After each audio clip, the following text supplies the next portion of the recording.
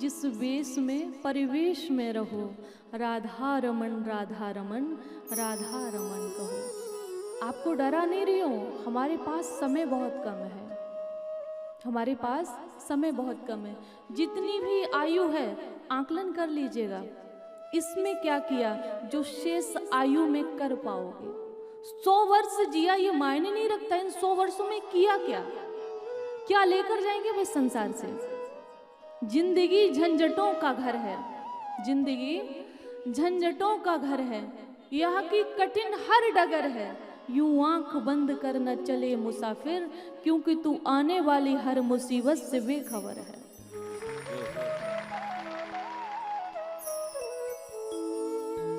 तो हमारे पास समय बहुत कम है, और जो वक्त पर वक्त का सदुपयोग करता है वही समझदार व्यक्ति है। क्योंकि समय और सत्ता ये दोनों किसी के सगे नहीं होते, समय और सत्ता ये दोनों किसी के सगे नहीं होते। समय कब आगे बढ़ जाए और सत्ता कब हाथ से छिन जाए इसे कोई नहीं जानता। इसलिए जब वक्त है, अभी श्वास, अभी ताकत है, तो अभी काम करिए। काम क्या करना है? राम सिमर राम सिमर यही तेरो काज है। राम सिमर यही तेरा काज है। यही आपका कार्य है, आप इसीलिए संसार में आए हो। और आपको लग रहा है कि आप पालन कर रहे हो, आपको लग रहा है कि आप कुछ कर रहे हो, तो सुख के साधन तो आप जुटा रहे हो। समस्या जो जीवन में आती है वो साधन कौन जुटाता है? कभी विचार किया है? कोई व्यक्ति ये नहीं चाहता कि हम बीमार पड़े, कोई ये नहीं चाहता कि जीवन में कोई घटना हो, लेकिन हो जाती है। तो इसका अर्थ है कि आप कुछ नहीं कर रहे हो, प्रारब्ध में जो करके आए हो बस वही हो रहा है। आप किस लिए आए हो? बस एक काम के लिए, राम सिमर राम सिमर यही तेरो काज है। राम सिमर यही तेरा काज है। केवल इतना साफ का कार्य है, राम सिमर। अब आप कहोगे साध्वी जी क्या माला से काम चल जाएगा? बिल्कुल चलेगा, आप करके तो देखिए। माला ही तो कर रहे हैं, यहाँ पे बैठे हैं, माला ही तो कर रहे हैं, और तो कुछ कर ही नहीं रहे, माला ही कर रहे हैं, और माला से आपके सामने बैठे हैं। तो हम सब तो सिर्फ माध्यम है, माला करिए। ये काम नहीं छूटना चाहिए। भले आप भोजन थोड़ा कम करिए, वस्त्रों में भी थोड़ा सा कम ज़्यादा कर सकते हो, मतलब बहुत महंगे नहीं, थोड़े सस्ते भी पहन लो चलेगा, लेकिन भगवान के नाम में कंजूसी नहीं होनी चाहिए। ये समय तो आपको देना ही देना है, क्योंकि इसी के लिए हम आए हैं। सभी लोग एक साथ कोशिश करिए मेरे साथ कहने की, राम सिमर यही तेरो काज है। राम सिमर यही तेरा काज है। राम सिमर यही तेरो काज है। राम सिमर तो अपने कार्य को पहचानिए, अपने उद्देश्य को पहचानिए। जीवन का उद्देश्य क्या है इसको पहचानिए। तो आज शौनक आदि ऋषि क्या कह रहे हैं?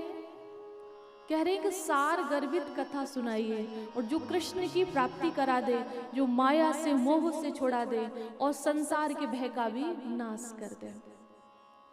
तब उन्होंने कहा कि श्रीमद् भागवत की जो कथा है, इस कथा को सुनने से पहले तो हमारा मन शुद्ध होता है। जब मन शुद्ध होता है तो हमारे विचार शुद्ध होते हैं। एतस्मात् परम किंचिन मना शुद्ध न विद्यते जन्मांतरे भवेत पुण्यम तदा भागवतम लवेत। अब तन को तो शुद्ध हम संगम स्नान से भी कर सकते हैं, मन को कैसे करोगे? मन तो दिखाई ही नहीं देता है। अब मन को कहां से निकाल के गंगा में डुबोगे? बताइए भाई, यहाँ पे आते तो शुद्धि के लिए है ना, कि तन शुद्ध हो। तन शुद्ध हो जाता, मन नहीं होता है, मन तो निकल के भाग जाता है। हम गंगा में डुबकी लगा रहे होते, मन तो कहीं और ही डुबकी लगा रहा होता है, मन तो होता ही नहीं है। तो मन को शुद्ध करना, मन को शुद्ध कैसे करेंगे? जब आप भगवान के गुणों को सुनेंगे, भगवान की कथा को सुनेंगे तो कानों के माध्यम से जब मन में जाएगी, है ना, तभी तो कहा था कि मन को भी बिठा के रखना अपने साथ में। कुर्सी से कहीं रस्सी वस्सी लेके आओ, बांध के रखना, निकलना नहीं चाहिए इसको। जब ये कथा अंदर जाएगी तब हमारे मन को शुद्ध करेगी। जब मन शुद्ध होगा तो हमारे विचार शुद्ध होंगे, विचार शुद्ध होगा तो हमारा व्यवहार शुद्ध होगा, और जब हमारा व्यवहार शुद्ध होगा तो हम संसार के लोगों के भी प्रिय बनेंगे और भगवान के भी प्रिय बनेंगे। व्यवहार शुद्ध होगा तो मन को शुद्ध करना बहुत जरूरी है। सूची महाराज कह रहे हैं कि मन शुद्ध होता है भगवान की कथा सुनने से। और श्रीमद् भागवती वार्ता सुराणाम अपि दुर्लभा, कि जो हम मानवों को कथा सुलभ हुई है, ये देवताओं के लिए भी दुर्लभ है। तब उन्होंने कहा कि इस कथा को कैसे इस धरती पे लाया गया है और साप्ताहिक विधि से कैसे सुना गया है। तब उन्होंने सुनाया कि एक बार की बात है कि नारद जी की भेंट होती है विशालापुरी में। सनक सनंदन सनातन सनत कुमार जो इन्हीं के बड़े भाई हैं, और ये जो भगवान का पहला अवतार बताया जाता है, जो 24 अवतारों में। एकदा ही विशालायाम चत्वार ऋषोमलाः सत्संगार्थम समायाता दद्रसुस्तत्र नारदम। नारद जी का मुख मलिन देखा, कथम ब्रह्मन दीन मुखा कुतश्चिंता दुरो भवान त्वरितं गम्यते कुत्र कुतश्चागमनं तव। कहा कि नारद जी, आप तो चिंता मुक्त महापुरुष हो, आप उदास क्यों हो? जैसे किसी से मिलो प्रसन्न मन से, खुश होके। बोले आपको तो खुश होना चाहिए, विवाह हुआ नहीं, ग्रस्त जीवन नहीं, पत्नी से झगड़े की बात नहीं बनती, बच्चे बीमार नहीं होंगे क्योंकि ब्रह्मचर्य जीवन है, तो फिर चिंता की बात ही नहीं समझ में आ रही। पर आपको देख के तो ऐसा लग रहा है कि आपने ढेर सारा धन कमाया है और उसको किसी ने चुरा लिया है, गत वित्तो यथा जना, ऐसा लगता है। बोले नो उचित बद कारण, ये कोई कारण है नहीं, और अगर आप उदास हो तो ये बात ठीक नहीं है। मरीज जाता है डॉक्टर के पास दवा लेने के लिए, पता चला कि वो खुद ही भरती है, तो दवा किससे लोगे?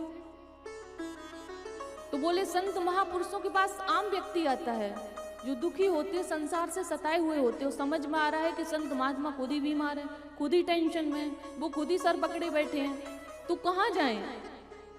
तो आपको ये शोभा नहीं देता है। तब उन्होंने अपनी उदासी का कारण बताया। बोले इस धराधाम पर आया था मैं सर्वोत्तम लोक समझकर। तो बोले कहाँ गई, पहले तो ये बता दो भाई, कौन कौन से शहरों में घूमने के लिए गए? बोले नहीं नहीं, शहरों में नहीं गया, तीर्थों में गया। कौन कौन से तीर्थ? पुष्करम च प्रयागम च काशीं गोदावरीं तथा हरिक्षेत्रम कुरुक्षेत्रम श्रीरंगम सेतुबंधन। बोले पुष्करम च प्रयागम च काशीं गोदावरीं तथा हरिक्षेत्रम कुरुक्षेत्रम श्रीरंगम सेतुबंधनम। बोले सबसे पहले तो जहां हमारे पिताजी निवास करते ना, पुष्कर में, वहां गए। उसके बाद बोले प्रयागम, प्रयाग में आए, तीर्थ में आए। काशी में गए, गोदावरी में गए, हरिद्वार आदि सभी तीर्थों में गए। मन को शांति नहीं मिली। बड़े ध्यान से सुनिएगा, तीर्थों में भी शांति नहीं मिली। बोले क्यों? बोले जहां देख रहे हैं वहां पर पाखंड छाया हुआ है। बच्चे बुजुर्गों की बात नहीं मानते, और कहीं ना कहीं बुजुर्ग को भी देखने को मिलता है कि माया मोह से वो भी निवारण नहीं पा रहे हैं, वो भी अपने परिवार में ही आ सकते हैं।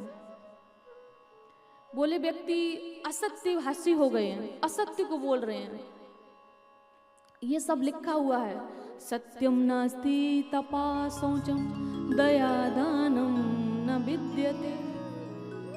सत्यम नास्ति तपा नास्ति शौचम नास्ति। शौचम का अर्थ होता है बाहर की पवित्रता और भीतर की पवित्रता।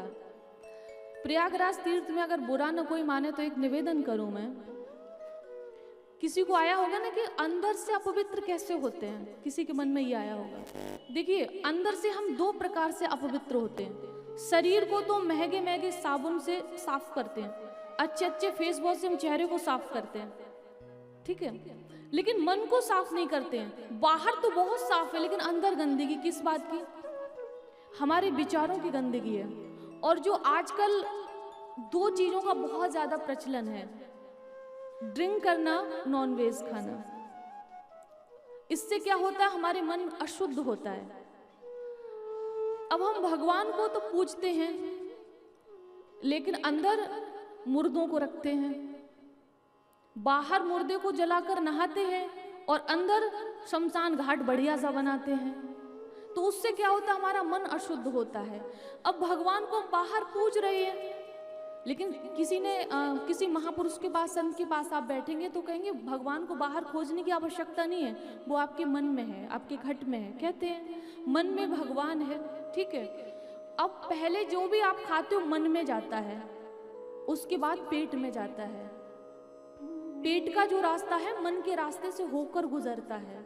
तो जो भी खा रहे, जो भी गड़बड़ वाला खा पी रहे, तो उससे क्या होता है? पहले तो सच्ची भगवान का ही भोग लगता है, तो उससे भगवान आशीर्वाद नहीं देंगे, ध्यान रखिएगा। भगवान दुखी होते हैं कि जो आपने देखा होगा, जैसे बकरी है, जलपान करती है, घास खाती है, भूखी मर जाएगी लेकिन मांस का एक टुकड़ा नहीं खाएगी, क्योंकि उसका वो भोजन नहीं है। भगवान ने तय करके भेजा है कि तुमको क्या खाना है, तुमको घास खानी है, तुमको जल पीना है, और भी कोई दाना पानी खा सकती हो, लेकिन आपको नॉनवेज नहीं खाना है। तो बकरी को बोलना नहीं आता है, वैसे उसको ज्ञान नहीं, लेकिन उसका पालन करती है। मानव से कहा कि तुमको जूस पीना है, दूध पीना है, फल खाना है, ये सब मैंने प्रकृति में दिया हुआ है, आपको अन्न खाना है, भोजन खाना, सब्जी खानी है। तो इन सबको त्याग कर कुछ लोग, सारे लोग नहीं, कुछ लोग बकरी को खाते हैं, जबकि उनके पास विकल्प है। उसके बाद भी क्या होता है? विकल्प होने के बाद भी ये सब खाते। अगर सोच लो कहीं विकल्प ही नहीं है कुछ खाने का, तो उस विषय पे तो कुछ कहा ही नहीं जा सकता है। लेकिन जहां विकल्प है वहां पे मुर्दा घाट बना रहे, तो भगवान का प्रसन्न होंगे? बिल्कुल नहीं होंगे। तो इससे क्या होता है? मन हमारा अशुद्ध होता है, और अशुद्ध मन से आप संसार में कुछ कर ही नहीं सकते। खूब साधना कर लो, खूब 56 भोग लगा लो, तीर्थों में जा लो, मन ही साफ नहीं, तन को कहीं ले जाओ भाई, मरने के बाद तन यहाँ रह जाता, मन ऊपर जाता है। तो मन को पवित्र करना है, ये साजो सज्जा की आवश्यकता ही नहीं है। मन को सजाइए, मन को सुंदर बनाइए। तो मन सुंदर कैसे बनेगा? भगवान की कथा सुनने से। मन कैसे सुंदर बनेगा? भगवान के नाम का जाप करने से। इन सब से मन शुद्ध होगा, मन साफ होगा। इसीलिए तो कहा था राम सिमर राम सिमर, इसीलिए कहा था। अब कुछ लोग ये भी कहते हैं कि उसमें तो मन ही नहीं लगता है। अब देखिए, मन का दोष नहीं है, मन एक बालक की तरह ही होता है। मन को आप जो पकड़ा दोगे पकड़ लेगा। बच्चे को आप जो खिलौना देते हो उसी से खेलने लग जाता है। ऐसे ही मन को अगर आप राम नाम दे दोगे तो वो राम राम करेगा, कृष्ण कृष्ण करेगा। अगर आप संसार के विषय दे देंगे तो वो उसका चिंतन करेगा। तो ये आपके ऊपर तय करता है कि आपको देना क्या है। मन आपका है और आपके मन पे आपका अधिकार है, तो आप अपने मन को क्या देंगे ये तय आप करेंगे। संत महापुरुष ये अब मैं कथा के माध्यम से बता सकती हूँ। कहते हैं ना, किसी के बताने से रास्ता मिलता है, मंजिल तो उस पर चलने से ही मिलती है, वो भी आपके चलने से, मेरे चलने से नहीं। बोलिए वृंदावन बिहारी लाल की। तो कह रहे कि ये सब दशा देखी मैंने तो मन व्याकुल हो गया। फिर मैंने सोचा कि वृंदावन जाता हूं, वहां मन को थोड़ी शांति मिलेगी। शांति मिलेगी क्योंकि भगवान ने अनेक लीलाएं की हैं। यमुना के किनारे बैठूंगा, थोड़ा भगवान का चिंतन करूंगा, कृपा होगी तो दर्शन भी हो जाएगा, तो मन में शांति मिलेगी। ध्यान से सुनिएगा। तो कह रही वहां जाके मन और भी ज्यादा व्याकुल हो गया। क्यों? बोले एक नव युवती वो बैठी हुई थी, रुदन कर रही थी, और 2 वृद्ध पुरुष उसके पास पड़े हुए थे। तो पहले तो मैं पास गया, फिर मन में सोचा स्त्री है और मैं ब्रह्मचर्य मेरा जीवन है, साधु संत हूँ, पास नहीं जाना चाहिए। और पता नहीं आजकल वीडियोग्राफी का समय है, कोई कुछ वीडियो बना ले तो गड़बड़ी कर दे।